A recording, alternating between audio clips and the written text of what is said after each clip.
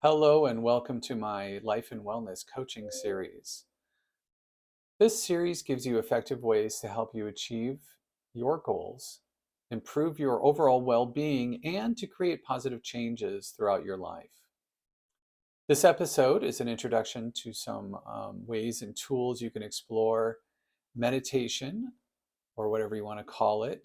Meditation is the common term for it, and just an overview of my experience when I first was introduced, really introduced to how meditation works and what meditation is.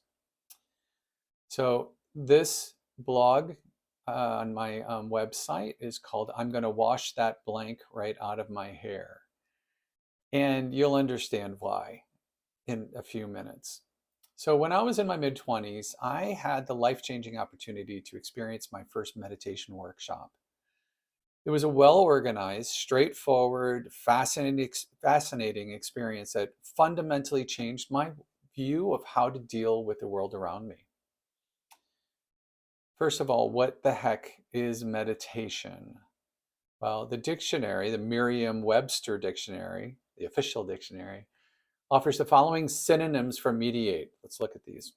Chew over, cogitate, consider, contemplate, debate, deliberate, entertain, eye, kick around, mull over, perpend, ooh, I like that word, ponder or pore over, question, revolve, ruminate, study, think about or think over, turn, weigh, wrestle with. Some very interesting directions of words to relate to meditate and meditation. But all of the above are in the Merriam-Webster dictionary. Um,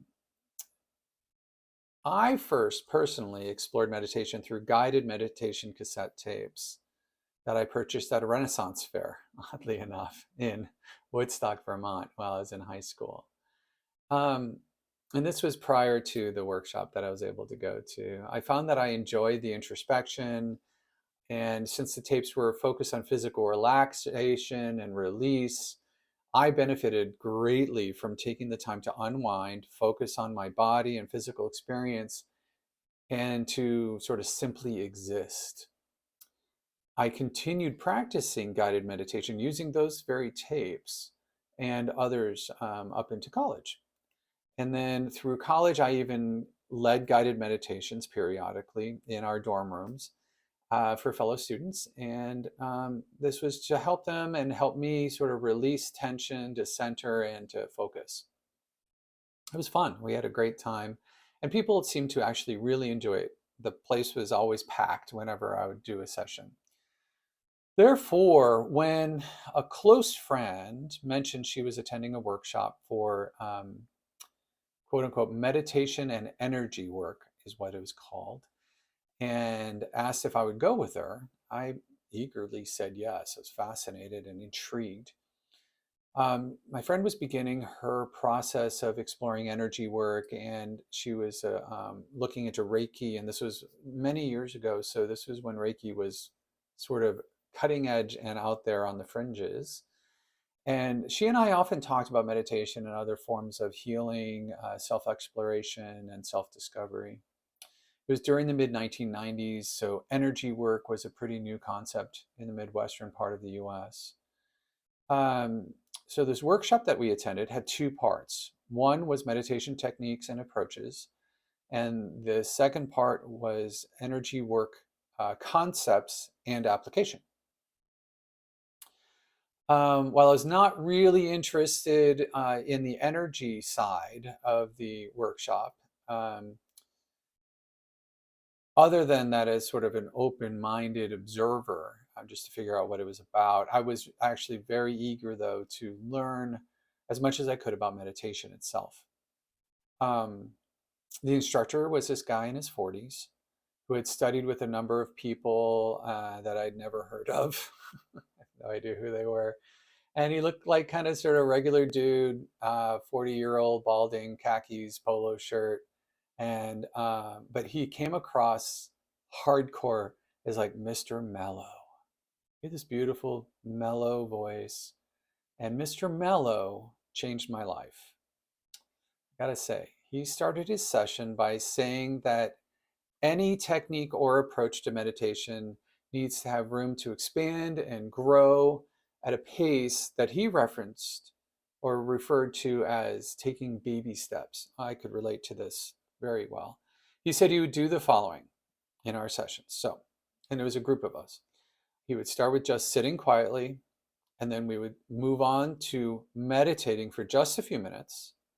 And then, as we opened up and experienced meditative moments, we would then learn to go with the flow and allow those moments to expand and increase as they integrated into our physical, mental, and emotional consciousnesses.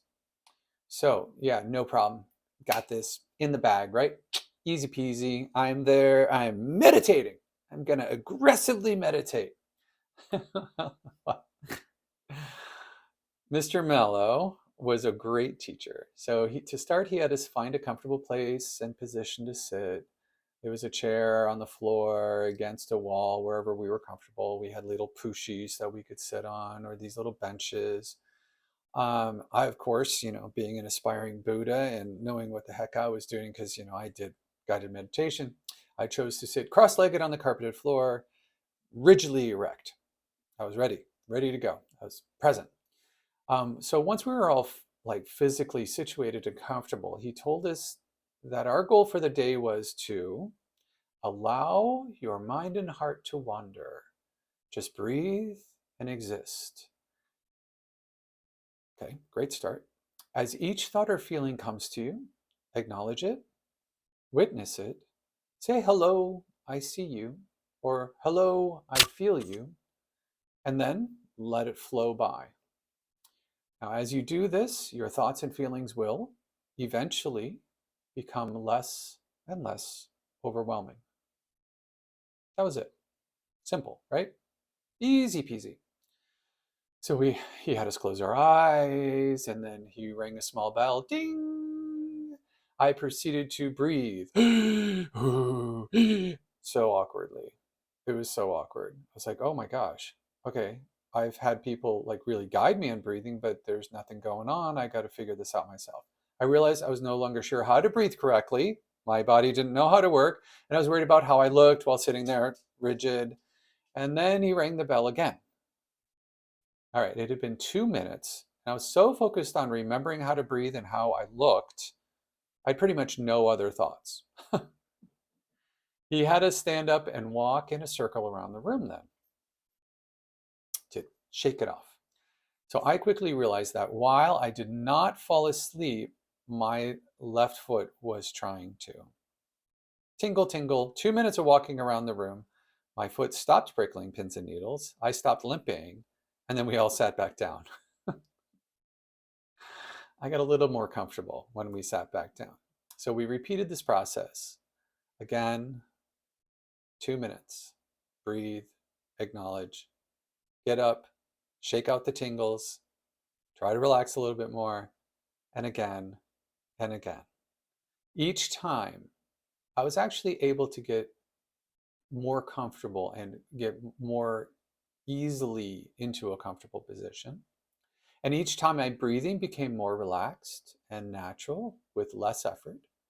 Each time I got better at witnessing thoughts and experiencing feelings, acknowledging them and letting them flow past.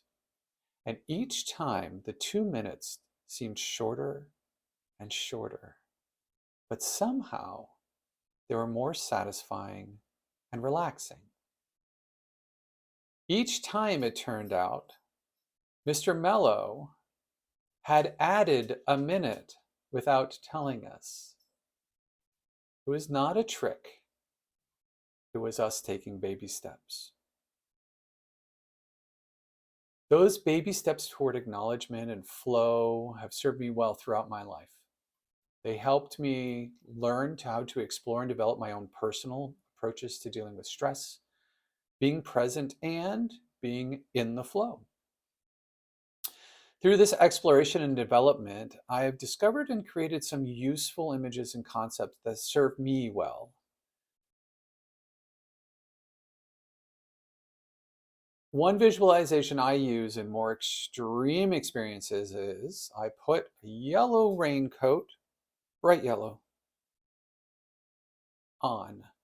And that lets me feel the flow of chaos all around me, but allows me to be safe from it and watch it wash over and around me. The yellow raincoat is also buoyant. Now, what does that mean? It helps me float. So from within my buoyant, bright yellow raincoat, I know it's like a real image. It's a thing. I can safely be an observer to the flow of chaos and be protected from potentially being washed away, overwhelmed, or drowned by it. I can then take the time I need to find a safe place, mentally or emotionally, to deal with everything going on around me. The second approach is more immersive and is the one I have come to use more frequently. I see myself as a screen in a pipeline. It's a very vivid image for me for some reason. It's a PVC pipe with a screen that goes across it. There's a rushing flow of thoughts and feelings all around and through me. I'm the screen. They go through the pipe, right? So I, the screen, accumulate stuff that gets stuck. However, I have the wonderful ability to either take a look at what's stuck in the screen or to turn over and allow the flow to wash through me and take that away from me. So when being a screen, I'm able to be part of the flow and to participate in it instead of being separate and detached from it, like when I'm in my bright yellow raincoat. So the second approach helps me feel more empowered to decide what I'm going to deal with. And when I'm dealing with each thing, it also empowers me to let go of what I need to let go of. There's always some concern and even fear that something vital is going to pass by that I can't reclaim. But if that something really needs my attention, I found that it lingers at the side, sort of swirling in its own eddy, separating itself out, trying to draw my focus over and over. If it's there, I can then turn my focus to it when I feel comfortable on my own terms. And then I can say, hello, welcome, come on in, let's talk, and let's focus on you. And then it becomes part of my focus. But it's my choice and it's on my terms. So applying these and using these images has been, for me, super cathartic, freeing, and empowering. I encourage you to explore different types of meditation, different types of observing the world, and different approaches. And baby step by baby step in your explorations, or whatever you, for meditation, whatever you want to call it, give yourself a chance to feel more centered, more in control, and more resilient. If you'd like to work with me, let me know. Reach out to me, and we can work together to explore different types of meditation, different types of approaches for reducing stress, dealing with stress, or just achieving goals that you have set for yourself or that you'd like to set. So thank you for watching this series. For many more life and wellness coaching insights, ideas, suggestions, and guidance, I encourage you to follow, subscribe, share, like, and reach out to me. Leave me a comment and I will read it and I will get back to you. I sincerely hope these videos provide you with effective ways to help you achieve your goals, improve your overall well-being, and create positive changes throughout your life. Have a wonderful day.